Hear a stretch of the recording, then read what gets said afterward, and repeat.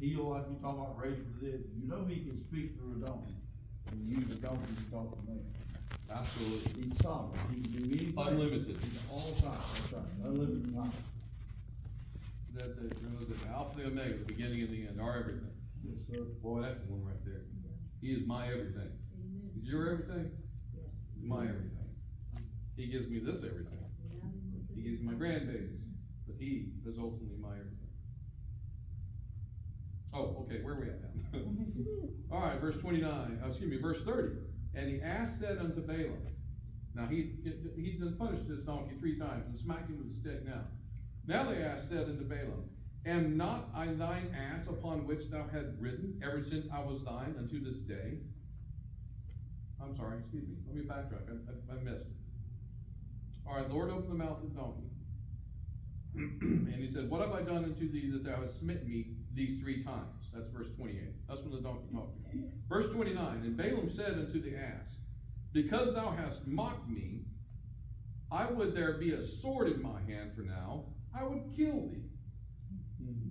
Because you mocked me. Remember he's riding with his 2 servants?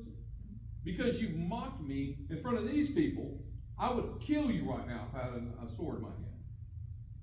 Guys, even if the Lord was coming to me, which I guess he is, I just got to open my eyes and see it like he is with Balem all the time. And then lo and behold, I found out that I'm sitting upon a talking donkey. I'm going to the market. I'm selling this donkey. I'm just a talking donkey. His first reaction was to defend himself and tell this talking donkey, I'll kill you for mocking me. He's so caught up into himself and his reputation. Does it not occur to him he's on the talking donkey? And I would, this is crazy. I would have killed thee. Verse 30. And the ass said unto Balem, am I not thine ass, upon which thou had ridden ever since I was thine unto this day? Was I ever wont to do so unto thee? Have I ever done this to you before? And he said, nay. No, so why are you mad at me now? Then the Lord opened the eyes of Balem, and he saw the angel of the Lord standing in the way, and his sword drawn in his hand. And he bowed down his head, and he fell flat on his face. Can you imagine that feeling? And the angel of the Lord said unto him, wherefore hast thou smitten thine ass these 3 times? How come you did that? Behold, I went out to withstand thee, because thy way is perverse before me. I'm telling you, angel of the Lord looked me in the face and said that to me. It'd be a few minutes before I could muster up some words to understand, to defend myself, if you will. And the ass saw me and turned from me these 3 times. 3 times. The ass saw me and turned from me. Unless she had turned from me, surely now also I had slain thee and saved her alive. If it wasn't for your mule, I would have killed you, laid your blood on the ground right here. And I would have freed this beast of burden. Now, I think God was mad at Balem. What do you think? Yeah. Seemed like he was a little upset. Now, when I read this, I'm thinking, he missed the ifs. And that made me want to rename this Balem's donkey. Don't miss the ifs. So I've got 2 names for this. But I still kept thinking, wow, that's really to be angry because he missed the ifs. But I digress. Let's keep going. And Balem said unto the angel of the Lord, I have sinned, for I knew not that thou stoodest in the way against me. Now therefore, if it displeases thee, I will get me back again.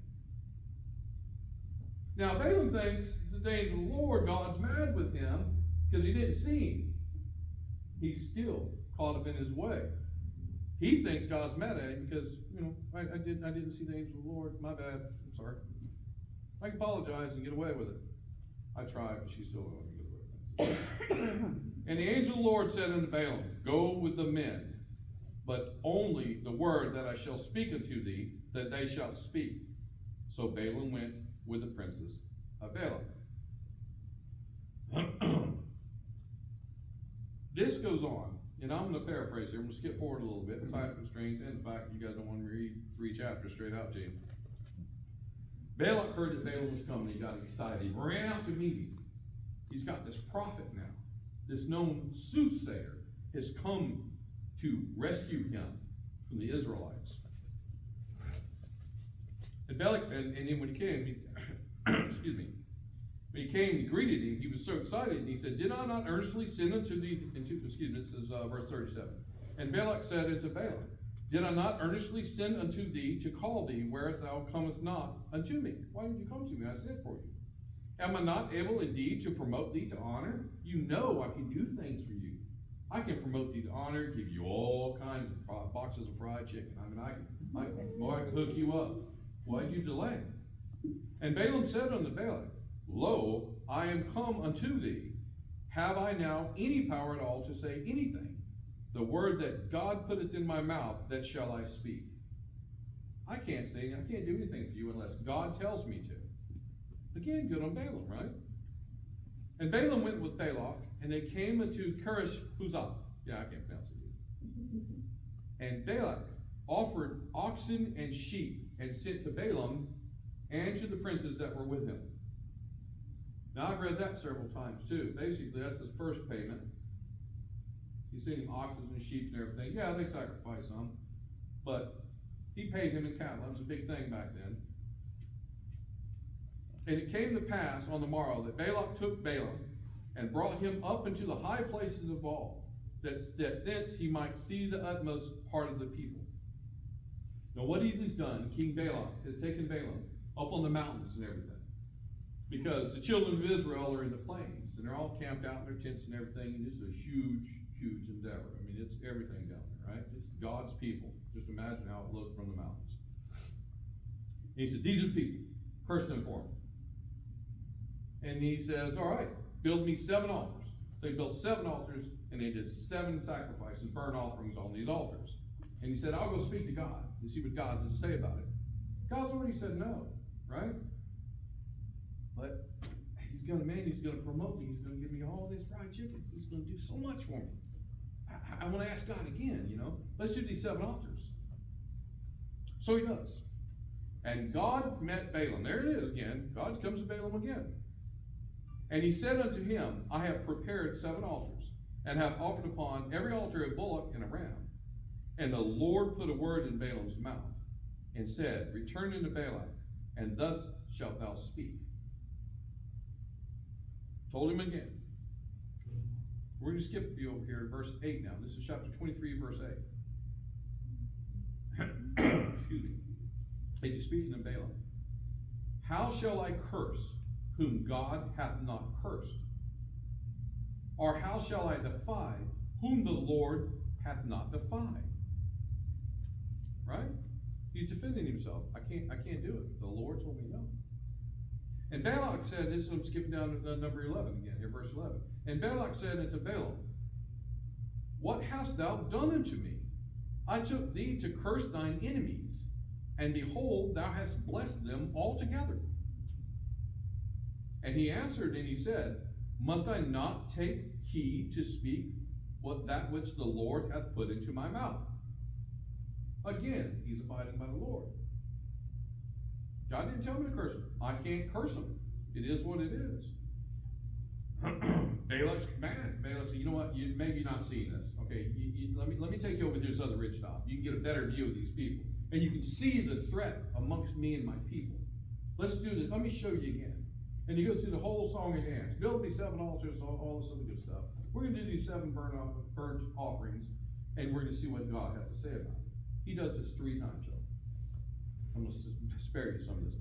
3 times King Balak gets, no, I can't believe you're not. Let me take you over here, higher and higher place. Now you can see the true extent of these people.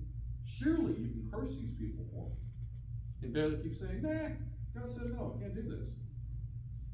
The Lord met Balaam and put words in his mouth. So anyway, we're 23 verse 20. "Behold, I have received commandment to bless, and he hath blessed, and I cannot reverse it. He hath not beheld iniquity in Jacob. I've seen no bad in Jacob. Neither hath he seen perverseness in Israel. That's important. I'm going to read that again. Verse 21. He hath not beheld iniquity in Jacob, neither hath he seen perverseness in Israel. The Lord his God is with him, and the shout of a king is among them. God brought them out of Egypt. He hath, as it were, the strength of a unicorn. And by the way, that means unicorns were real. It's in the Bible. Twice.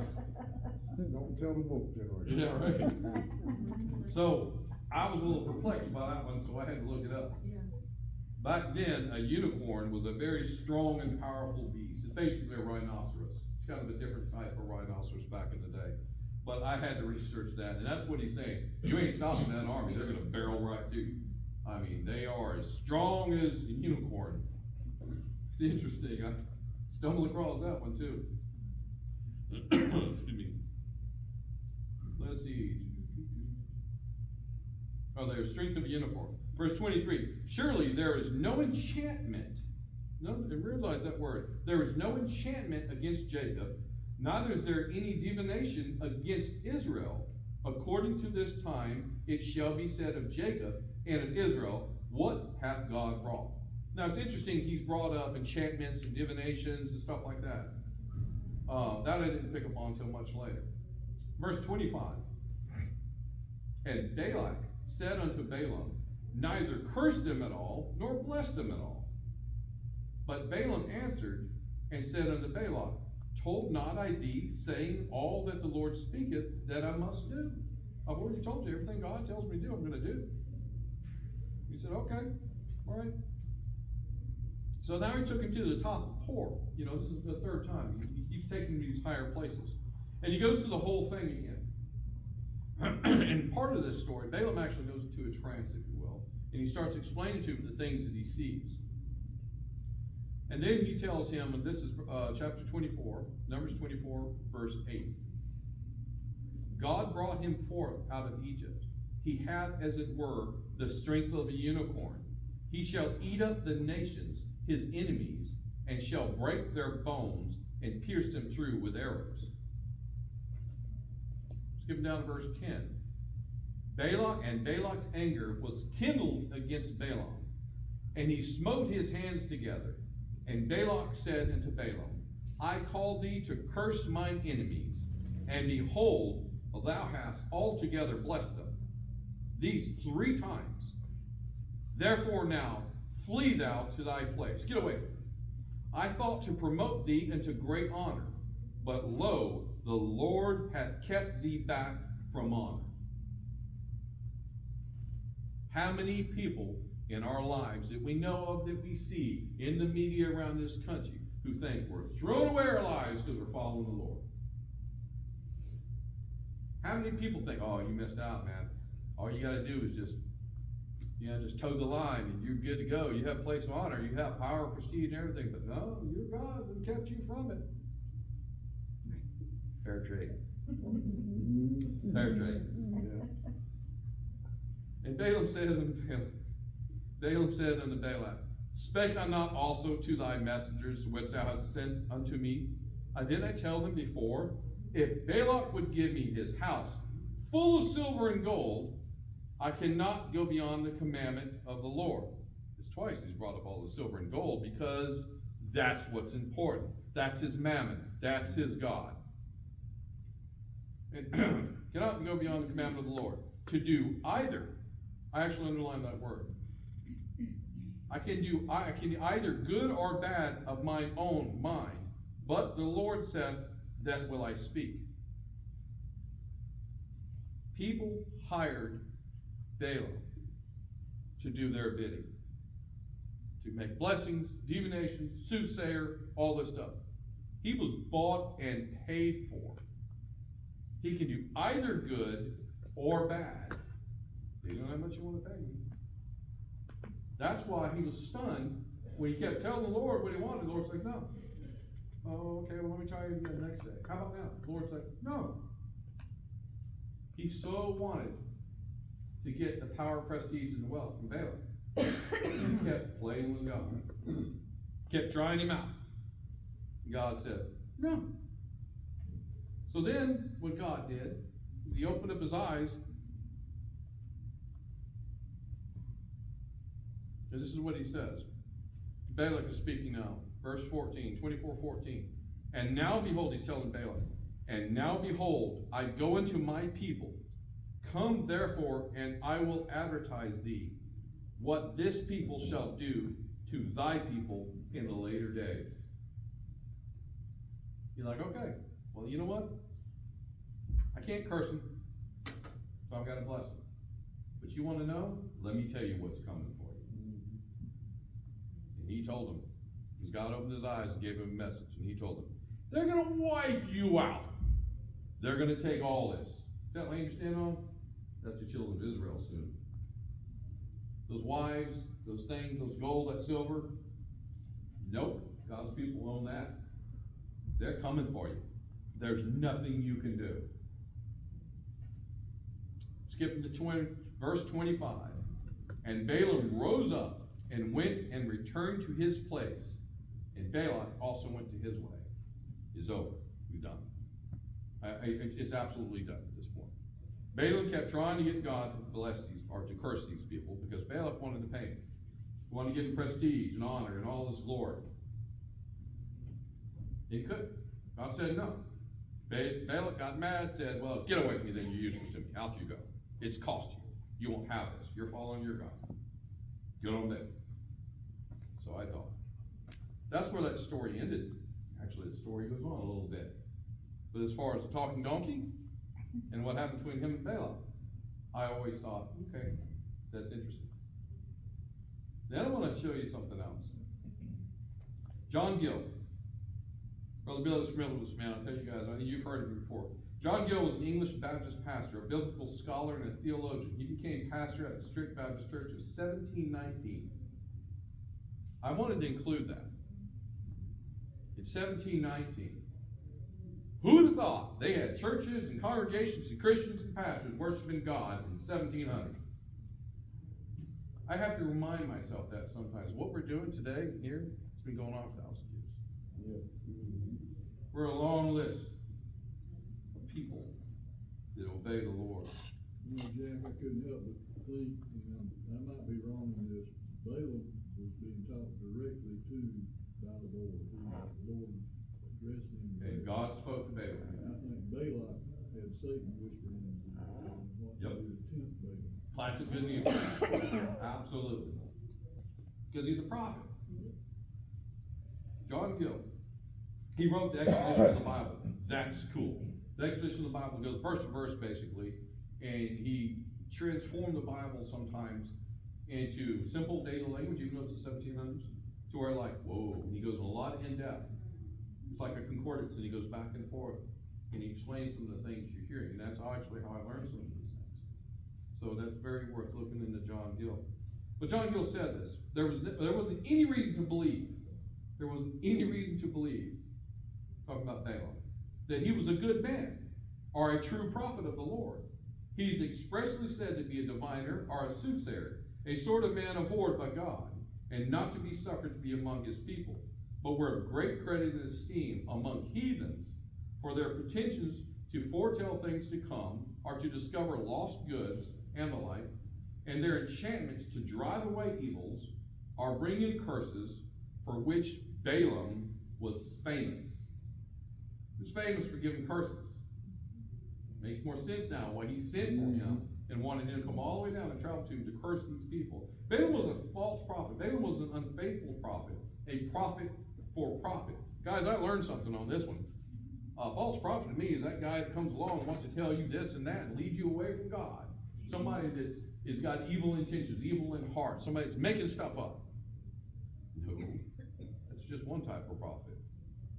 Balaam was spoken to by, and God said to Balaam. And God put words into Balaam. All these things I emphasize. God was speaking to Balaam because he was a prophet. He's supposed to be sharing God's grace, his love, his joy, his direction. Balaam was so caught up into the me, like today's generation. It's all about me. I like what you said, brother, prophet for profit. Yes. That's like today. Yes, exactly. He's a prophet for profit. He got so caught up into it, he got pulled away from God, and he became a false prophet. A way of leading people away. Wasn't it they say, judge people by what their fruits? Not just what they say. There it again, it's all in this, everything about it. Now I wanted to skip back to a couple things, because I have several things marked in here and I'm running out of time. See all those marks in the Bible? Numbers 31, verse 8. And they slew the kings of Midian, beside the rest of them that were slain, namely Evi, and Rekem, and Zur, and Hur, and Reba, 5 kings of Midian. Balem, also the son of Bor, they slew with the sword. I read this straight through before I had a message. I was reading the Bible. And I was reading along, I was reading about, so good on Balem, that would be good. He stood up, he said, no, God said, no, I can't do it. All right, good. He listened, he learned. They killed Balem. What did they kill Balem for? I don't get it. And that's what got me. I'm missing something. I missed a few ifs. I'm missing a lot. Verse 16. Behold, these caused the children of Israel through the counsel of Balem to commit trespass against the Lord in the matter of poor. And there was a plague among the congregation of the Lord. A plague of sin. A trespass. And there was a plague. Something else I want to say here. This John Gill, he wrote, for the injury, they were punishing these Moabites, King Balak and all his people, for the injury they had done them by sending their daughters among them who enticed them, among the Israelites, among them who enticed them to commit uncleanliness with them, and then drew them into the worship of their idols, which brought the wrath of God upon them, and for which 24,000 persons were slain. That's a whole other message in here. What had happened is Balem had basically, when he couldn't get the rewards from King Balak, he pretty much convinced him, how do you trip up the children of Israel? Send your women amongst them, cause them to sin, cause them to eat or worship false idols, cause them to eat food that has been blessed by false idols, false gods, all these things. And it angered God a lot. Well, you talk about, you missed the if. Yes. What's funny, we do it all the time, law enforcement and military, and just in general, we always play what we call a what if game. Yeah. No correlation to this now. Yeah. To flow. The what if game that we play, keep us alive. So we pay attention to the what if. I didn't have correlation to this now. Yeah, I didn't too. You said that. You're exactly right. That's crazy. We gotta talk about that. All right, there's another little tab here I want to skip to. This one is Deuteronomy. I hope I'm saying that right. Deuteronomy 23, verse 4 and 5. Because they met you not with bread and with water in the way when you came forth out of Egypt, and because they hired against thee Balaam, the son of Tor, of Pethor, of Mesopotamia, to curse thee. Nevertheless, the Lord thy God would not hearken unto Balaam. I wouldn't listen to him. But the Lord thy God turned the curse into a blessing unto thee, because the Lord thy God loved thee. We're making a point here as we're skipping around. This is in Joshua 24, verse 9. Excuse me. Joshua 13, verse 22. Balem, also the son of Bor, the soothsayer, did the children of Israel slay with a sword among them that were slain by them. Joshua 24, 9 and 10. Then Balak, the son of Zippor, king of Moab, arose and warred against Israel, and sent and called Balaam, the son of Bor, to curse you. But I would not hearken unto Balaam, therefore he blessed you still, so I delivered you out of his hand. There's a point behind this. We're now in Nehemiah 13, verse 2. because they met not the children of Israel with bread and with water, but hired Balem against them, that he should curse them, howbeit our God turned the curse into a blessing. You might be beginning to see something yet? We are now over here in Micah 6:5. Look how far back in the Bible that is. And we're still talking about Balem. There's a whole lot more to Balem than what I ever knew. We're still talking about it. 6:5. O my people, remember now that Balak, king of Moab, consulted, and what Balaam the son of Beor answered him, with Shittim into Gilgal, that ye may know the righteousness of the Lord. 2 Peter, thought we were going to get away with that one. 2:15. Which have forsaken the right way and are gone astray, following the way of Balaam, the son of Beor, who loved the wages of unrighteousness. That's a new word. He loved the wages of unrighteousness. And that's the 2 Peter. Jude 1:11. I have to remind people this if you're looking from a phone. This is Jude. This is all of Jude. In Jude, we're talking about Balaam. Verse 11. Woe unto them, for they have gone in the way of Cain, and ran greedily after the error of Balaam for reward, and perished in the gainsaying of Kor. When I say God was mad with Balaam, he was mad with Balaam. Not because he didn't see the donkey, or didn't see the angel of the Lord, not because he missed a few ifs, because his ways were the ways of man, not the ways of God. His ways are evil in God's eyes. I have one more tab down here. It's in the last book of the Bible. Anybody know what that is? Revelations. Revelations. My Bible, this is written in red. In my red writing in Revelations 14 says, But I have a few things against thee, because thou hast there them that hold the doctrine of Balaam, who taught Balak to cast a stumbling block before the children of Israel, to eat things sacrificed unto idols, and to commit fornications. We're in Revelation, guys. We're at the bottom. We're at the end. In Revelations, in red, it's saying, I'm still mad about Balaam. You guys need to get this. You guys need to pick it up. This is what they're telling us. This is something interesting I'll need to rush through here. King Balem had offered Balak a handsome fee to curse Israel. Balaam discovered, however, that he could not command God to curse his people. He could not command God to curse his people. When Balak offered more money, Balaam tried to change God's mind, but God commanded him to bless Israel again.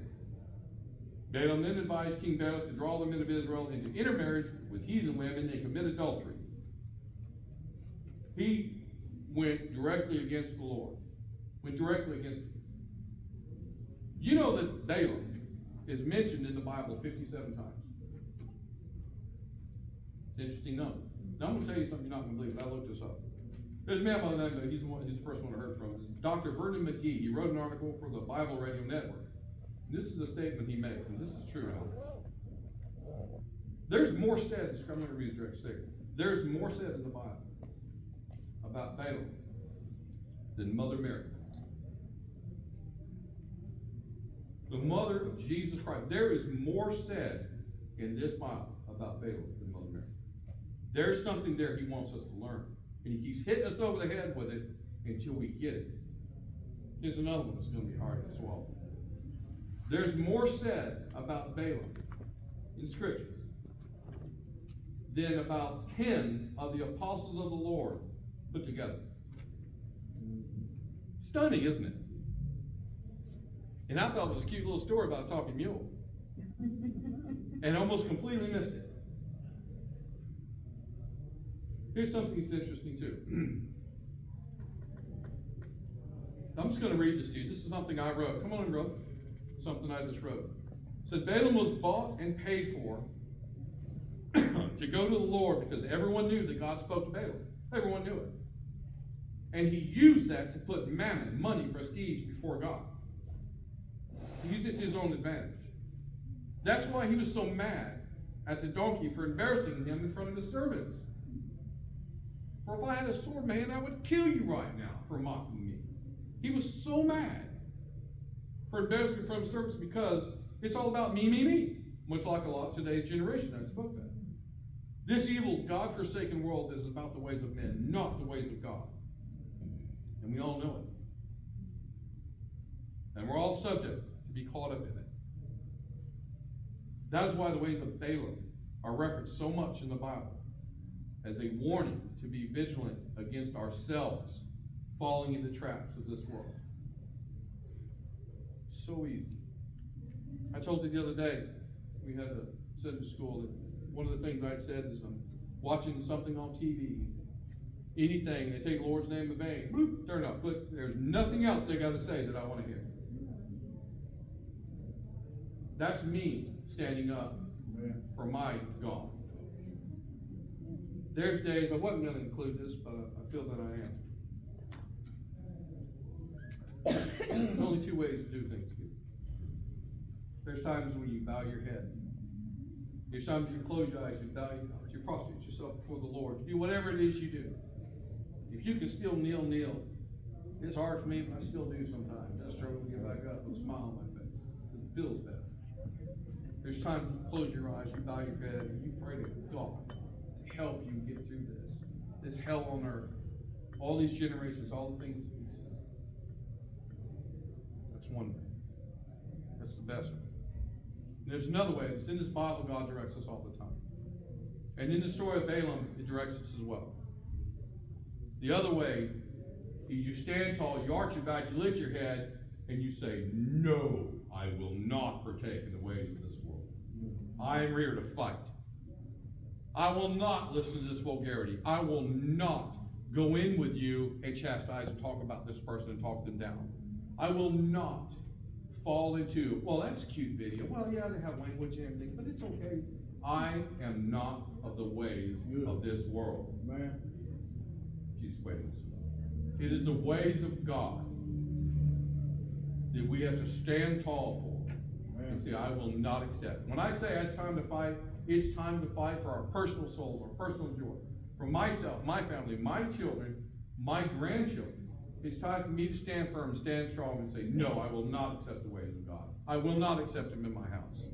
I'm not going to do these things. All that. I'm talking mule. Talking mule.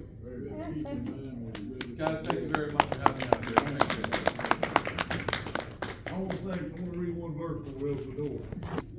1 Samuel 15:23. This sums up Balem.